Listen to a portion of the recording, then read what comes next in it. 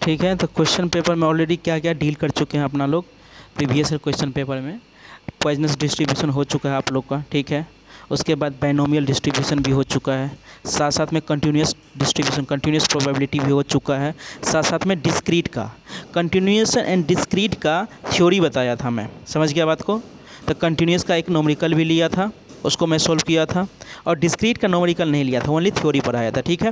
तो डिस्क्रीट का न्यूमेरिकल में देखते हैं। देखो तुम लोग जो बोल सकते हो कि सर ये क्वेश्चन पूछा नहीं गया है प्रीवियस ईयर में, देखो ये क्वेश्चन पूछा नहीं गया है लेकिन उसका थ्योरी पूछा है।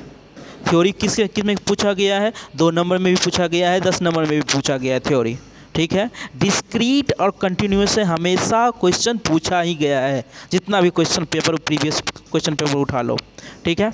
तो आज चलते हैं डिस्क्रीट का जो है ना, सो एक क्वेश्चन लेते हैं, उसको सॉल्व करते हैं, ठीक है।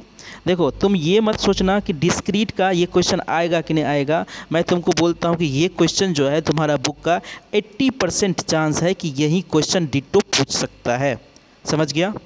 ऑलरेडी मैं प्रीवियस ईयर क्वेश्चन सॉल्व करवा भी चुका हूँ, या तो प्रीवियस ईयर से डायरेक्ट उठा के देगा या तो ये क्वेश्चन उठा के दे देगा, समझ गया। तो उसमें डरने वाली बात नहीं है। ये क्वेश्चन तुम लोग एक नोट्स बना लो, जितना भी प्रीवियस ईयर का क्वेश्चन पेपर है उसका एक नोट्स बना लो, समझ गया, उसमें फ़ायदा है तुम लोग का, ठीक है। तो अब देखो यहाँ पे एक क्वेश्चन है, ये डिस्क्रीट का क्वेश्चन है। डिस्क्रीट का कैसे होता है? देखो डिस्क्रीट में मैं तुमको बताया था कि एक इंटीजर वैल्यू आता है, क्या आता है? इंटीजर वैल्यू आता है।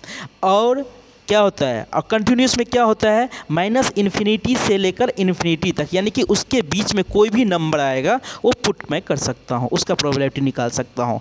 लेकिन डिस्क्रीट में क्या होता है? एक नंबर का प्रोबेबिलिटी, जैसे 1 हो गया, 2 हो गया, एक नेचुरल नंबर का प्रोबेबिलिटी निकालते हैं, समझ गया। अब देखो यही क्वेश्चन है तुम्हारा, यहाँ पर लिखा है a pair of a dash rolled once, let X be a random variable whose value for any outcome is the sum of the 2 number on the dash. ये बोल रहा है क्या कि एक पेयर ऑफ डैश है, एक डैश ये है और एक फर्स्ट डैश ये फर्स्ट डैश है, ये सेकंड डैश है, ठीक है। तो उसको जो है ना दोनों रेंडमली मूव किया जाता है, यानी कि रेंडमली जो है ना उसको थ्रोन किया जाता है, समझ गया। उसके बाद जो भी फर्स्ट डैश में जो आउटकम आता है और सेकेंड डैश में जो आउटकम आता है, उस दोनों नंबर को क्या किया जाता है? ऐड कर दिया जाता है। तो वही बोल रहा है कि उस एडिशन का जो है सो प्रोबेबिलिटी क्या होगा, उस सम का प्रोबेबिलिटी क्या हो, जो ऐड करके जो प्रोबेबिलिटी आता है उसका सम क्या होगा, समझ गया। क्वेश्चन ये है। तो उसके बाद तुमको पूछ लेगा, यहाँ पे 2 बार रिपीट हो चुका है ये 1 और 2, लेकिन फर्स्ट में मैं बता दे रहा हूँ कि ईच नंबर का प्रोबेबिलिटी क्या है ये पूछा है। सेकेंड में बोल रहा है कि ऑड नंबर का प्रोबेबिलिटी क्या है ये पूछा है। और थर्ड में क्या है? 5 से लेकर 8 तक जो सम आएगा उसका प्रोबेबिलिटी क्या है ये पूछा गया है, समझ गया। इतना तो समझ गया। अब देखो फर्स्ट में चलते हैं, अब क्वेश्चन की तरफ मूव करते हैं और ये निकालते हैं कि ये देखो एक फर्स्ट डैश है और ये सेकेंड डैश है। अब देखो यदि 2 पेयर ऑफ द डैश को मैं थ्रोन करूँगा तो 1 आ सकता है कि नहीं आ सकता है? ये बताओ तो। कोई नहीं आ सकता है, क्योंकि ये डैश में क्या होता है? नंबर 1 से लेकर 6 तक होता है, या 1 से लेकर क्या होता है? 6 तक होता है। तो यदि पेयर ऑफ डैश को करूँगा 0 नहीं होता है, समझ गया। पेयर ऑफ डैश को करूँगा या तो मिनिमम या तो उसमें 1 आएगा, और मिनिमम इसमें क्या आ सकता है? 1 आ सकता है, 0 नहीं होता है, समझ गया। 1 to लेकर 6 तक होता है, समझ गया बात को। तो दोनों का समेशन क्या हो जाएगा? 2 हो जाएगा, समझ रहे बात को। दोनों का समेशन क्या हो जाएगा? 2 हो जाएगा। या तो 2 स्टार्टिंग है, 2 से स्टार्टिंग है, और या तो क्या हो सकता है? मैक्सिमम क्या हो सकता है? मैक्सिमम जो हो सकता है फर्स्ट डैश में 6 हो सकता है और सेकेंड डैश में भी 6 हो सकता है, समझ गया। तो मैक्सिमम सम कितना हो जाएगा? 12 हो सकता है, समझ गया। तो मिनिमम सम कितना हो गया? 2 हो गया, और मैक्सिमम सम कितना हो जाएगा? 12 हो जाएगा, समझ गया। तो हमको 2 से स्टार्ट करना है और 12 तक जाना है, वही पॉसिबिलिटी है। या तो 2 आ जाए, मिनिमम 2, 3, 4, 5, 6, 7 ... 12 तक हो जाना है, समझ गया बात को। तो अब वही पता करते हैं कि 2 का आने का प्रोबेबिलिटी क्या है, 3 का आने का प्रोबेबिलिटी क्या है, 5 का आने का प्रोबेबिलिटी क्या है, वही पता करते हैं, ठीक है। अब देखो क्या है कि सबसे पहले 1 तो नहीं आ सकता है, उसको काट दिए। 2 2 आ सकता है, हाँ आ सकता है, क्यों नहीं। या तो फर्स्ट डैश में या तो 1 आ जाए और या तो सेकेंड डैश में 1 आ जाए, 2 आने का प्रोबेबिलिटी। अब देखो फर्स्ट डाई में 1 आने का प्रोबेबिलिटी कितना है, 1/6, समझ गया। देखो 1/6 और सेकेंड डाई में प्रोबेबिलिटी 1 आने का प्रोबेबिलिटी कितना है, 1/6। अब देखो यहाँ पे मल्टीप्लिकेशन रूल क्यों लगा, क्योंकि दोनों डैश हमको 2 लाना है, 2 लाना है, तो 2 लाना है तो दोनों में कम से कम, दोनों में या तो 1 आना चाहिए या 1 आना चाहिए। एक ही डाई से मेरा काम नहीं चल रहा है, क्योंकि दोनों डाई को हमको सम करना पड़ रहा है, इसलिए मल्टीप्लिकेशन। एडिशन का रूल कब आता है, एडिशन का रूल जब आता है कि अल्टरनेटिव हो, उसके पास अल्टरनेटिव हो। चाहे मैं बताया था प्रोडक्ट रूल और एडिशन रूल। प्रोडक्ट रूल कब होता है, जब मान लिया जाए कि ये ए है, ये बी है और सी है, समझ गया बात को। तो मेरे को ए से लेकर सी तक जाना है, ए से लेकर क्या तक जाना है, सी तक जाना है, तो हमको ये रास्ता भी और ये रास्ता भी डिस्टेंस तय करना पड़ेगा। तो उसका प्रोबेबिलिटी और उसका प्रोबेबिलिटी, यानी कि ये दोनों रास्ता नेसेसरी है। जिस केस में नेसेसरी है उसमें मल्टीप्लिकेशन, जिसमें मेरे पास अल्टरनेटिव है, अल्टरनेट है मतलब या तो ए हो या सी, ए से सी जाना है तो या तो पाथ 1 फॉलो करो या पाथ 2 फॉलो करो, यानी कि उसमें मेरे पास अल्टरनेट है कि या तो ये ले लो या तो ये ले लो। तो उस केस में क्या आ जाएगा, एडिशन आ जाएगा, समझ गया। ऑलरेडी मैं क्लास में बता चुका हूँ, ठीक है। तो अब देखो यहाँ पे क्या है तुम्हारा, सबसे पहले कि 2 आने का प्रोबेबिलिटी, ये तो बता चुका हूँ। 2 आने का प्रोबेबिलिटी या तो फर्स्ट डैश में 1 आ जाए या सेकेंड डैश में 1 आ जाए, वो 1 और दोनों को मल्टीप्लाई करेंगे। मल्टीप्लाई रूल क्यों होगा, क्योंकि दोनों मेरे को नेसेसरी है, इसीलिए 1/36, समझ गया। अब देखो यहाँ पे 3 आने का प्रोबेबिलिटी क्या है। 3 आने का प्रोबेबिलिटी या तो ये है कि फर्स्ट डैश में मेरा 1 आ जाए और सेकेंड डैश में क्या आ जाए, 2 आ जाए, समझ गया। एक ये हो गया, तब 3 आ जाएगा, 1 + 2 3 हो गया।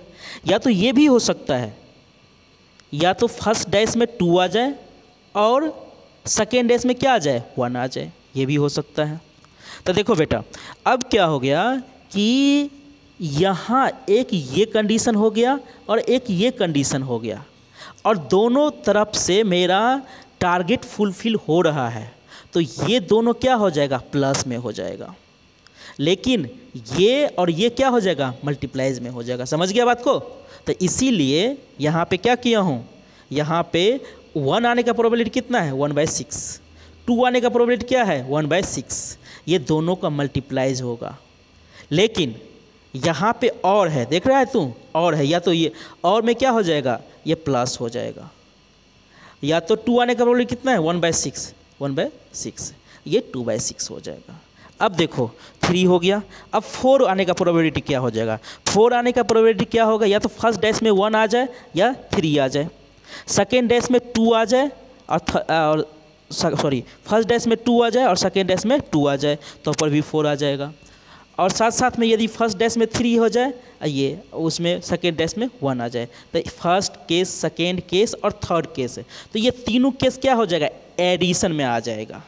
लेकिन ये 1 और 2 को क्या हो जाएगा, मल्टीप्लाइज हो जाएगा। तो यही तो मैं बोल रहा हूँ तुमको कि ये पहला वाला 1/6, 1 आने का प्रोबेबिलिटी और 3 आने का प्रोबेबिलिटी 1/6 प्लस, देख रहा है। तो ये टोटल कैलकुलेट करोगे ना बेटा, तो 3/36। उसी तरह से 12, मान लिया जाए कि डॉट डॉट, तुम ये उसको निकालना पड़ेगा, 4 को निकालो, 5 का निकालो, 6 का निकालो, डॉट डॉट 12 का निकालना पड़ेगा। तब देखो 12 का निकालोगे तो यह तो एक ही प्रोबेबिलिटी बनता है, या तो फर्स्ट डैश में 6 आ जाए और सेकेंड डैश में क्या आ जाए, 6 आ जाए, समझ गया। 12 आने का बस यही है, और कोई केस हो ही नहीं सकता है। तो 6 आने का प्रोबेबिलिटी कितना है, 1/6, और यहाँ पे 6 आने का प्रोबेबिलिटी कितना है, 1/6, दोनों का मल्टीप्लाई 1/36। तो अब देखो या 2 से लेकर 12 तक ईच नंबर का प्रोबेबिलिटी मेरे को निकालना है। तो अब देखो तू निकाल करके वैल्यू पुट करना है। अब देखो मैं जो निकाला हूँ, ठीक है,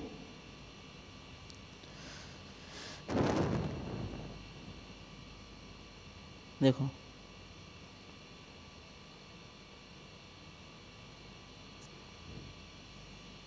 देखो 2 आने का प्रोबेबिलिटी 1/6, 3 आने का प्रोबेबिलिटी 2/36, 4 आने का प्रोबेबिलिटी 3/36, ऐसे करके करके 12 टोटल तक निकाला हूँ, जो प्रोबेबिलिटी मैं लिख चुका हूँ। ठीक है, अब देखो एक ये बुक में दिया नहीं हुआ है, लेकिन मैं अपना दिमाग से मैं अपने तरफ से एक ऐड कर दे रहा हूँ। ठीक है, क्या करना, तुम 2 से स्टार्ट करना। देखो 2, 3, 4, 5, 6, 7 तक जाना। क्या तक जाना? 7 तक जाना। और 7 से फिर नीचे आना। 7 हो गया, 8 हो गया, 9 हो गया, 10 हो गया, 11 हो गया, 12 हो गया, यहाँ तक जाना। एक डायग्राम बना लेना। ठीक है, अब देखो बेटा क्या होता है ना कि 2 आने का प्रोबेबिलिटी 1/36, तो 12 आने का भी प्रोबेबिलिटी क्या हो जाता है 1/36। यहाँ पे देखो डाटा देखो 1/36, 1/36। 3 आने का प्रोबेबिलिटी कितना 2/36, और 11 आने का भी प्रोबेबिलिटी कितना 2/36। समझ गया बात को? लेकिन 7 आने का ऐसे ही करते करते जाओगे ना, देखो यहाँ से 2 वैल्यू 2 है, 2 आने का प्रोबेबिलिटी कितना 1/36, 3 आने का प्रोबेबिलिटी कितना 2/36, 4 आने का प्रोबेबिलिटी कितना 3/36 है। तो देखो एक कम होते जा रहा है। यदि 3 का प्रोबेबिलिटी निकालना है तो 2/36 है, लेकिन 3 के पैरेलल कौन है 11 है, तो 11 का भी प्रोबेबिलिटी क्या हो जाएगा 2/36। अब देखो यहाँ पे है 5/36, तो 5/36 किसका प्रोबेबिलिटी है? ये 6 का प्रोबेबिलिटी। 6 - 1 = 5/36, यानी कि एक कम हो जाता है। जब समझ गया, एक कम हो जाता है, डिवाइड में क्या आ जाता है 36, जहाँ पे 7 तक मैक्सिमम जाता है। 7 का प्रोबेबिलिटी कितना 6/36। समझ गया? तो ये एक डायग्राम से याद रख सकते हो कि किसका कितना प्रोबेबिलिटी आएगा। समझ गया? अब देखो फर्स्ट क्वेश्चन में यही पूछा है तुम्हारा, ये फर्स्ट क्वेश्चन मेरा सोल्व हो गया कि जितना भी नंबर का सम है उसका प्रोबेबिलिटी कितना है। तो ये एक डाटा एक टेबल ही फर्स्ट हो गया। समझ गया बात को? अब देखो बेटा सेकेंड में क्वेश्चन में क्या पूछ रहा है तुम्हारा कि ऑड नंबर है उसका प्रोबेबिलिटी क्या है। ऑड नंबर क्या है उसका प्रोबेबिलिटी क्या है। तो ऑड नंबर क्या हो सकता है? या तो 3 हो सकता है, या तो 5 हो सकता है, 3, 5, 7, 9, 11 वही हो सकता है ना। तो अब देखो यहाँ पे ऐड कर दिया हूँ और सारा का प्रोबेबिलिटी लिख दिया हूँ। 3 का आने का प्रोबेबिलिटी कितना 2/36, सॉरी 5 आने का प्रोबेबिलिटी कितना 4/36, 4 आने का प्रोबेबिलिटी कितना क्या था यहाँ पे सॉरी 7 आने का प्रोबेबिलिटी कितना 6/36, 9 आने का प्रोबेबिलिटी कितना 4/36। टोटल का सम करोगे ना बेटा तो 1/2 आ जाता है। क्या आ जाता है 1/2 आ जाता है। ठीक है, अब थर्ड क्वेश्चन में क्या पूछ रहा है, ये ऑड आने का, ये क्या है ऑड नंबर का प्रोबेबिलिटी है। ठीक है, उसके बाद 5 से लेकर 8 तक का जो प्रोबेबिलिटी है वो कितना होगा। समझ गया? ये थर्ड क्वेश्चन पूछ रहा है। ठीक है, तो 5 यानी देखो लेस देन है इक्वल टू है, तो इक्वल टू का मतलब क्या है, मेरे को 5 को भी इंक्लूड करना है। इक्वल टू 8 है तो उसमें क्या करना है 8 को भी इंक्लूड करना है। तो ये 5 हो गया, 6 हो गया, 7 हो गया, 8 हो गया, और सारा जितना भी प्रोबेबिलिटी है उसको ऐड करो। समझ गया? ये प्रोबेबिलिटी निकल जाएगा। तो ये तुम्हारा क्वेश्चन भी जितना भी लगाना है भी आया है। समझ गया बात को? Very very very very important question है ये। डिस्क्रीट का क्वेश्चन है, ये आएगा तो 10 नंबर में आएगा। समझ गया बात को? तो उसको रट लेना, उसको रटने का ज़रूरत नहीं है। जहाँ तक मैं समझा दिया हूँ समझ लेना। समझ गया बात को?